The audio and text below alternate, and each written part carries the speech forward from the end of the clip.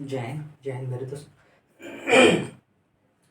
आज हम कोशिका के बारे में पढ़ेंगे, क्योंकि बायोलॉजी का पहला चैप्टर, बायोलॉजी का भाग जूलॉजी का पहला चैप्टर कोशिका का बारे में पढ़ेंगे। कोशिका का अध्ययन साइटोलॉजी, टेक्निकल नेम साइटोलॉजी कहा जाता है। साइकोलॉजी नहीं, वो पागल हो जाता है। साइटोलॉजी, ठीक है। कोशिका को हम लोग पुकारू नाम कोशिका कहते हैं, लेकिन अगर टेक्निकल नेम जाने तो साइटोलॉजी कहा जाता है। और पुकारू नेम सेल, इसकी खोज रॉबर्ट हुक ने किया था। खोज रॉबर्ट हुक ने 1665 में, लेकिन उन्होंने मृत कोशिका का खोज किया था। मृत कोशिका का खोज मृत खोजा था, जिसे हम लोग नेफ्रोसिस कहते हैं। मृत कोशिका को क्या कहते हैं? नेफ्रोसिस। मृत कोशिका को नेफ्रोसिस कहा जाता है। नेफ्रोसिस कहा जाता है। आप लोग लिख लीजिएगा, यहाँ पे आपको नहीं पता चलेगा तो। खोज किसने किया था? रॉबर्ट हुक ने। जीवित किसने खोजा था? जीवित कोशिका को किसने? एंटोनियो लियोनॉफ ने 1674 में। और इसने कब? 1665 में। क्वेश्चन आती है, ठीक है। सिद्धांत स्लाइडेनोव्स ने। सिद्धांत किसने दिया था? स्लाइडेनोव्स ने। सिद्धांत क्या दिया था? सिद्धांत ये दिया था कि हमारे शरीर जो है वो कोशिका से मिलकर बनी है। कोशिका जो हमारे शरीर की मूल इकाई है, कोशिका जो हमारे शरीर की है वो सबसे मूल छोटी इकाई है। कौन? सिद्धांत दिया था स्लाइडेनोव्स ने। कोशिका जो है, कोशिका से हम लोग का शरीर बना है। कोशिका हम लोग की मूल इकाई है। जिस प्रकार ईंट एक घर की मूल इकाई होती है, ईंट एक घर की एक मूल इकाई होती है। उसके बाद दीवार, ईंट अगर सही से रखा जाए तो दीवार बनता है। दीवार के बाद कमरा बनता है। कमरा को अगर सही से सजाया जाए तो घर बनता है, ठीक है। उस प्रकार कोशिका को अगर एक ही प्रकार का कोशिका रहे तो वो ऊतक बन जाती है। ऊतक से अंग बन जाती है। अंग से शरीर बन जाता है, ठीक है। अंग से शरीर बन जाता है। छोटी पूरे जंतु जगत में सबसे छोटी माइक्रोप्लाज्मा। पूरे जंतु जगत में सबसे बड़ी शुतुरमुर्ग। पूरे जंतु जगत में आपको बता रहा हूँ, ना कि मानव में बड़ी ओवम अंडाणु। मानव में बड़ी ओवम अंडाणु। सबसे छोटी अस्पर्म। मानव में सबसे छोटी अस्पर्म। चलिए इसका स्क्रीनशॉट लीजिए सबसे जल्दी।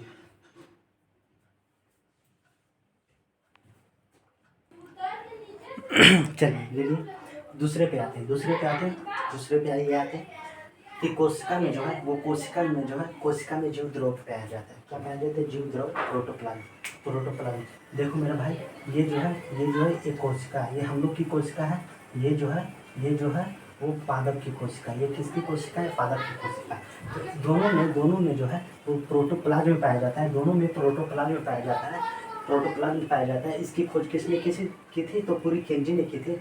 ये जो प्रोटोप्लाज्म है वो क्या है? तो वो तरल गाढ़ा पदार्थ है जो कि 80% जल से बना है। और इसे हेक्सेले ने क्या कहता है? इसे जीवन का भौतिक आधार कहा था। हेक्सेले ने इसे जीवन का भौतिक आधार कहा था, क्योंकि अगर ये ना हो तो आगे आपको पढ़ाएंगे कि ये ना हो तो क्या हो सकता है। सभी जैविक क्रियाएं, जितने भी जैविक क्रियाएं होती है, जितनी भी तोड़फोड़ होती है, जितने भी पुनर्निर्माण की क्रियाएं होती है, जितने भी श्वसन की क्रिया होती है इसके अंदर, जितने भी प्रोटीन निर्माण की क्रिया होती है, जितने भी क्रियाएं जैविक क्रिया होती है, वो सब किसके अंदर होता है? तो प्रोटोप्लाज्म के अंदर होता है। प्रोटोप्लाज्म के अंदर। अब पढ़ते हैं कोशिका झिल्ली के बारे में पढ़ते हैं। तो कोशिका झिल्ली जो है, इसे कहते हैं कोशिका झिल्ली। इसे कहते हैं झिल्ली कहते हैं इसे। किसे? तो इसे बाहरी लेयर को, सबसे पहली लेयर को कोशिका झिल्ली। ये हम लोग का है, ये जंतु का है मेरे भाई। ये जंतु का है, जंतु कोशिका का। ये पादप मतलब प्लांट से झिल्ली, ठीक है। ये हम लोग में एक ही लेयर का झिल्ली पाया जाता है, एक ही लेयर का। लेकिन ये जो है प्लांट में डबल लेयर का पाया जाता है, डबल लेयर का, जो कि इसे मतलब ज़्यादा सुरक्षा प्रदान करती है। इसे हम लोग सब पहले सेल वॉल कहते हैं। जो डबल लेयर है उसका पहला लेयर जो है सेल वॉल, जिसे हम लोग हिंदी में भित्ति कहते हैं। कोशिका भित्ति कहते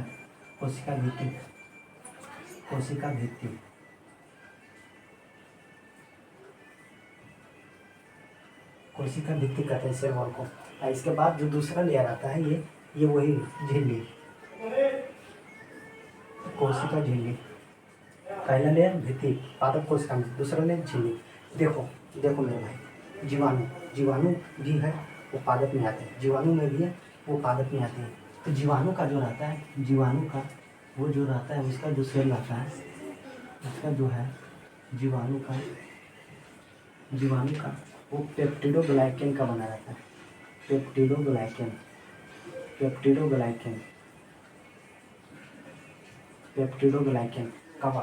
कवक का जो है, कवक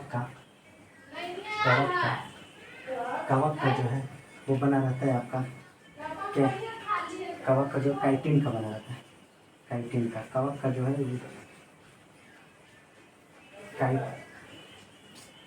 काइटिन का बना रहता है। कवक का जो कोशिका भित्ति रहता है वो काइटिन का बना रहता है, ठीक है। तो यहाँ तक आप लोग ने जानिए कोशिका झिल्ली तो दोनों में पाया जाता है, मानव कोशिका, जंतु कोशिका में भी, पादप कोशिका में भी। लेकिन पादप कोशिका को अंतर क्या है, पादप कोशिका में डिफरेंस क्या है, पादप कोशिका में डिफरेंस ये है कि इसमें सेल वॉल पाया जाता है, इसमें सेल वॉल नहीं पाया जाता है। जैसे देखो हम लोग कहीं जाते हैं तो पेड़ पौधे पे रुक जाते हैं, तो ऐसे ऐसे ऐसे अगर मान के चलो ऐसे रहते हैं तो पैर से ऐसे ऐसे करते रहते हैं, ठीक है। अगर सिर्फ सेल मेम्ब्रेन हो तो वो डैमेज हो जाएगा, ज़्यादा डैमेज हो जाएगा। तो उसे बाहरी सुरक्षा देने के लिए, ज़्यादा सुरक्षा देने के लिए सेल वॉल पहले ही भगवान ने दे दिया था कि अगर कोई आपको थोड़ा सा भी चोट पहुँचे तो कोई दिक्कत नहीं, आपको सेल वॉल दे दिया गया है। चलिए जल्दी से स्क्रीनशॉट ले मेरे भाई, जल्दी से स्क्रीनशॉट ले। प्रोटोप्लाज्म पूरी एंजिन है खोला। इससे ये जो है तरल द्रव पदार्थ होता है, ये 80% जल का बना होता है। इसे जीवन का भौतिक आधार किसने कहा था, हेक्सले एक महान वैज्ञानिक थे, विद्वान थे, उन्होंने इसे जीवन का भौतिक आधार बताया था। सभी जैविक क्रियाएँ इसके अंदर ही होती है,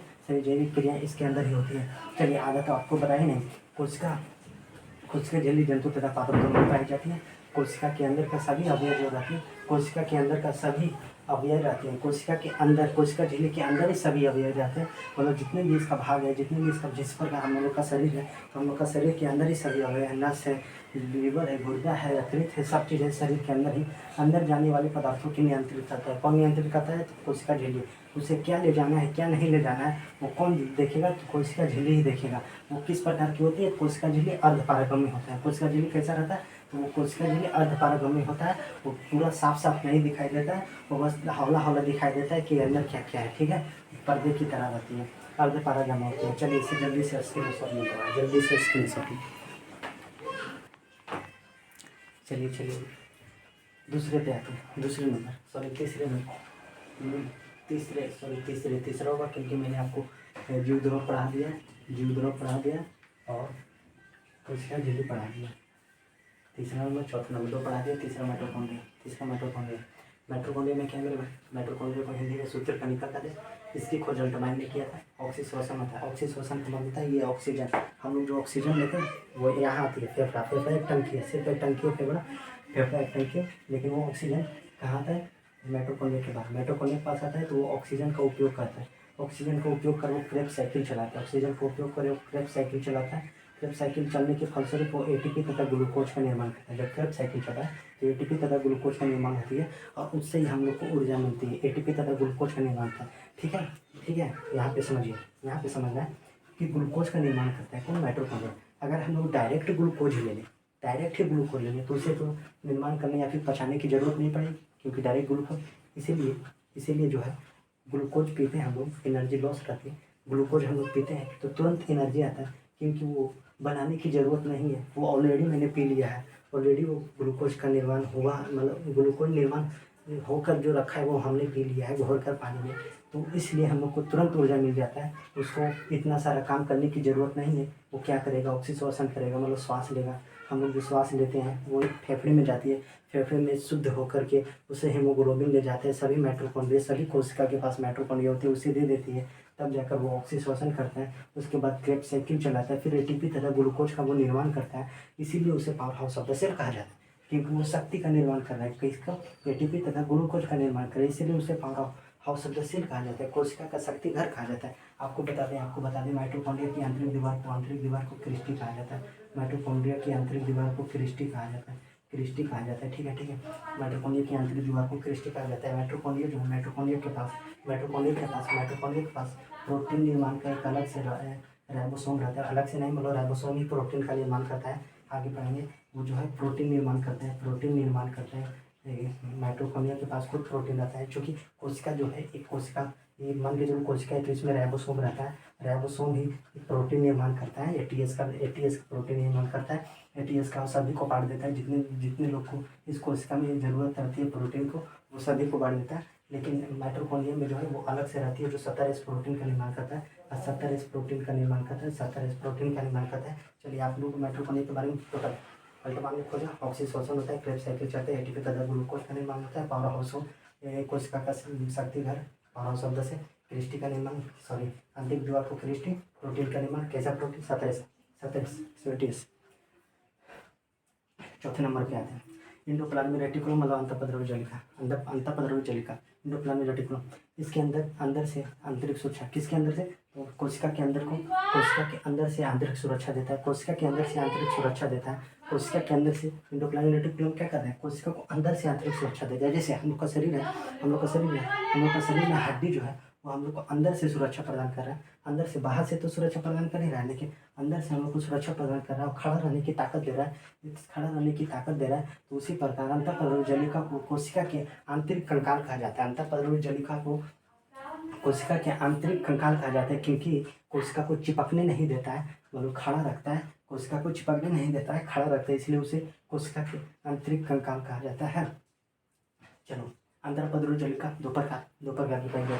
पहला रफ ईयर, मतलब रफ ईयर होता है, रफ मतलब खुरदुरा, ईयर मतलब इंडोप्लाज्मिक रेटिकुलम, ठीक है। रफ ईयर क्या करता है मेरे भाई? रफ ईयर करता है कार्बोहाइड्रेट तथा वसा का निर्माण। रफ ईयर क्या करता है? कार्बोहाइड्रेट तथा वसा का निर्माण करता है। रफ ईयर कैसा रहता है? तो देखो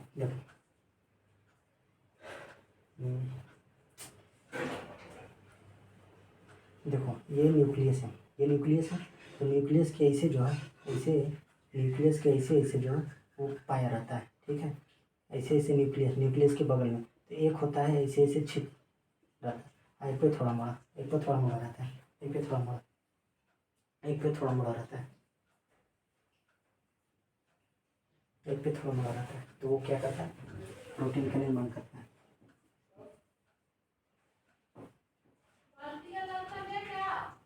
रफ ईयर क्या करता है? प्रोटीन का निर्माण करता है। ओ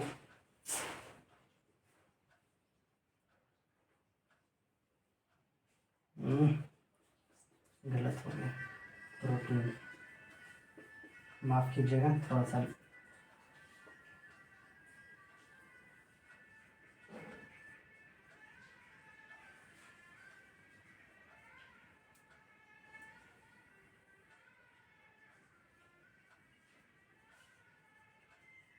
कार्बोहाइड्रेट तथा फैट का निर्माण कौन करता है? तो स्मूथियर, माफ करना मेरे।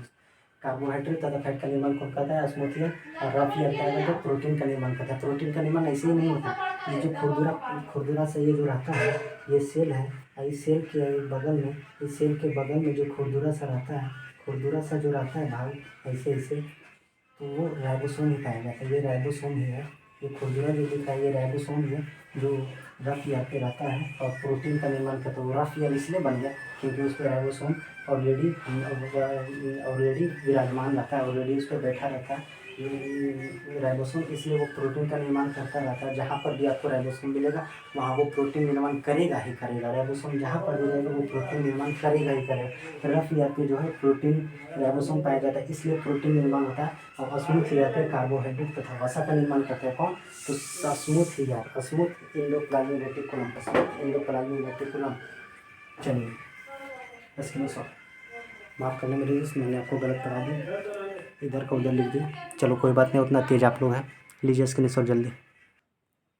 चलिए स्क्रीनशॉट आपने ले लिया, थैंक यू पढ़ने के लिए मेरे से। चलिए दूसरे पे आते हैं, राइबोसोम। 5वां नंबर पे राइबोसोम आपको मैंने क्या पढ़ा दिया? प्रोटोप्लाज्म, जीवद्रव, कोशिका भित्ति, कोशिका सेल मेम्ब्रेन, दूसरा माइटोकॉन्ड्रिया, तीसरा एंडोप्लाज्मिक रेटिकुलम, चौथा 5वां राइबोसोम। राइबोसोम क्या कर देंगे? राइबोसोम आपको पिछले मतलब इसके पीछे कुछ बताया था उसके बारे में।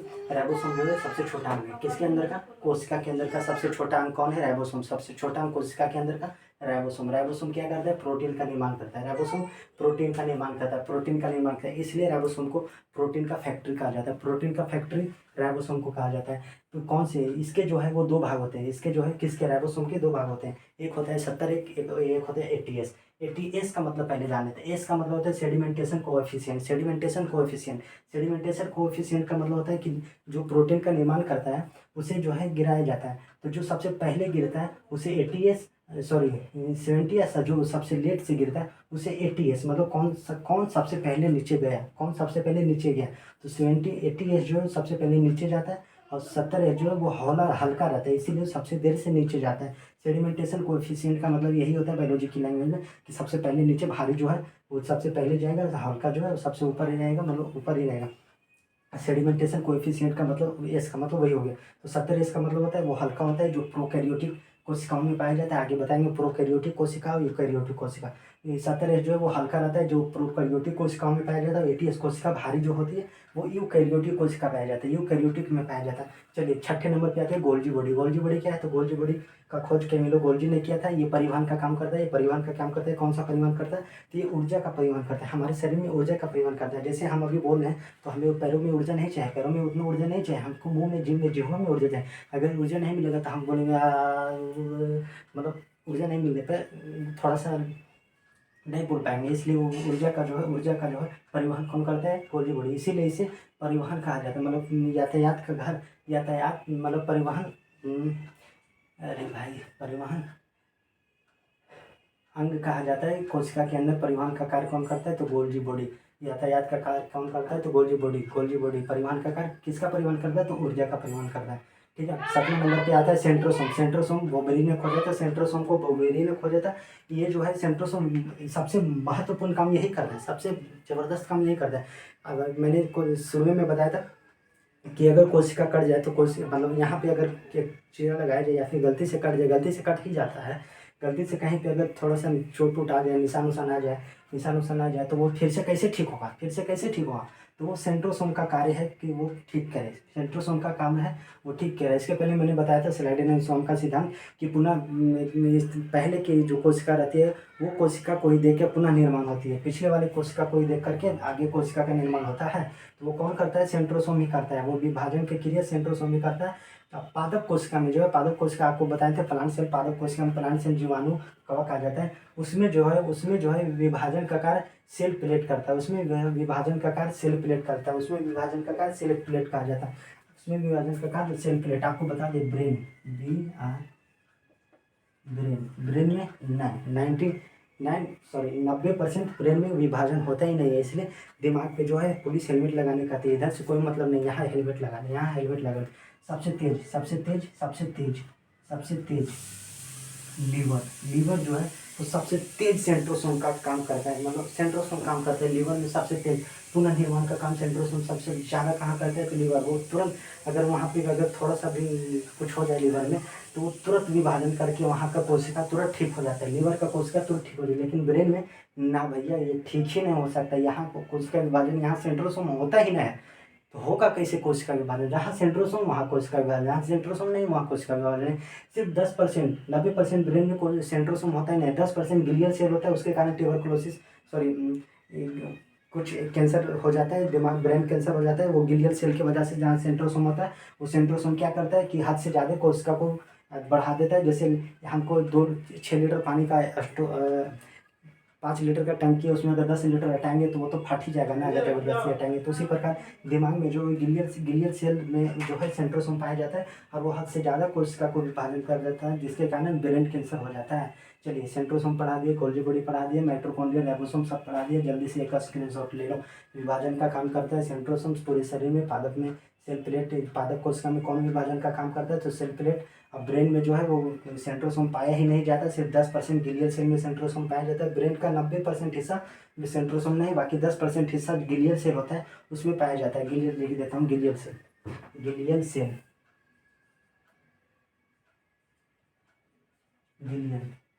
गिलियन में 10 गिलियन सेल ब्रेन का 10% हिस्सा है, उसमें जो है वो सेंट्रोसोम पाया जाता है। और अगर कोशिका सेंट्रोसोम हद से ज़्यादा विभाजन करे तो वो कैंसर, ब्रेन कैंसर का रूप ले लेती है। सबसे तेज कहाँ होता है? ये लीवर में। सबसे तेज कोशिका विभाजन कहाँ होता है? लीवर में। चलिए स्क्रीनशॉट ले भाई जल्दी। चलिए बाकी अब कल पढ़ेंगे क्योंकि भाई ये मेरा मोबाइल से वो रेडमी का मोबाइल है, सॉरी रियलमी का मोबाइल है, और ये जो है 18 मिनट का वीडियो बहुत ज़्यादा एमबी हो जाता है, इसलिए कल पढ़ेंगे। ठीक है, थैंक यू, जय हिंद।